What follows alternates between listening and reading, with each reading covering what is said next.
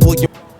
So fast forward now from that day, now we come back to the record release party. So before the party even starts, Dennis is like, whatever happens tonight, just know that, don't take it personal. I don't, some shit.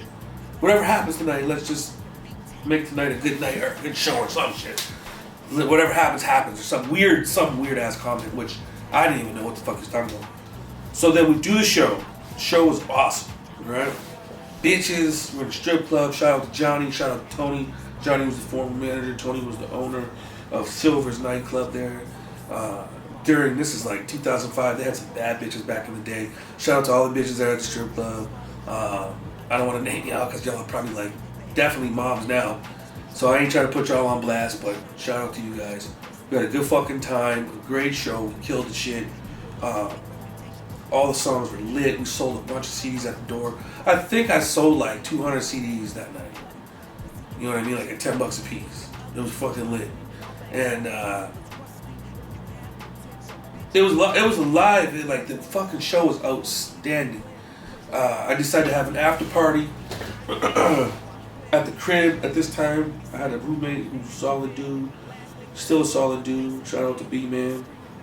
Nice house out in South Windsor, which is a richer part of a richer area of Windsor. So it was nice. Houses by me insinuating that it was nice. And bitches come back and see nice shit. Anyway, we brought all these bitches back to his crib. It was I had like all the strippers come back to the crib, and like 100 motherfucking drug dealers, and just heavy duty money party. Crazy. And we go back to the crib to have this after party. And as soon as we get to the house, this nigga Dennis is like, "Can I speak to you and J-Rise and Nikos in the room in private?" So I'm like, okay. We go in the bedroom. He shuts the door.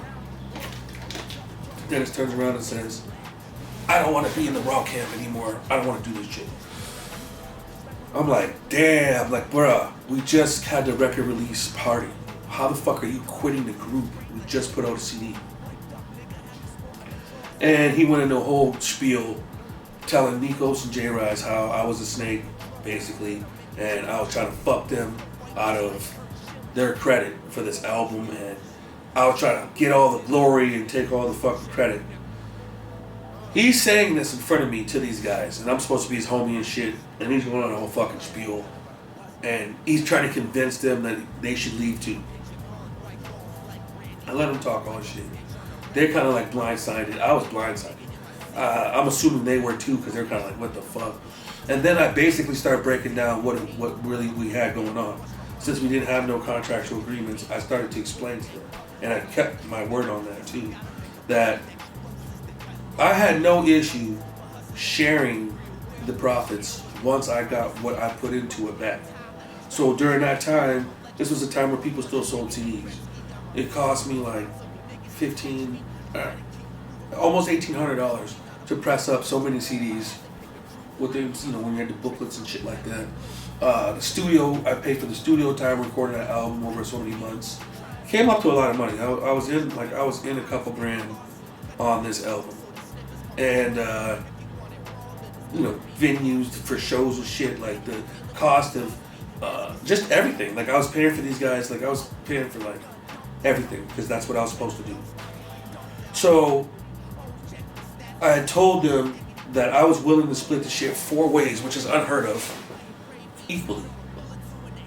Once I got back what I put in, which only makes sense. I don't know why that doesn't make sense. And I meant that shit. And I told them that I'd be willing to sign that shit off and all that stuff.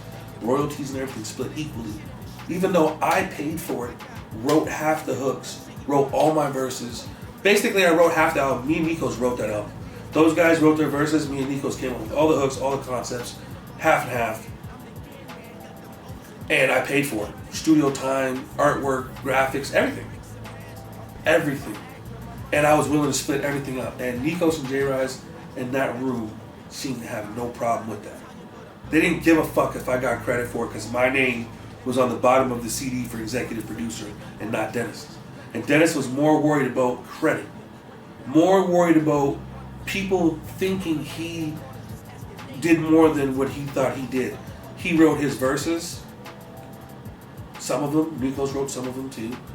He didn't even write all his own verses, and he contributed his voice. And he had ideas, don't get me wrong, like the motherfucker was brilliant. But, you know, that's what he was worried about. He wasn't worried about profit, he was worried about fuck.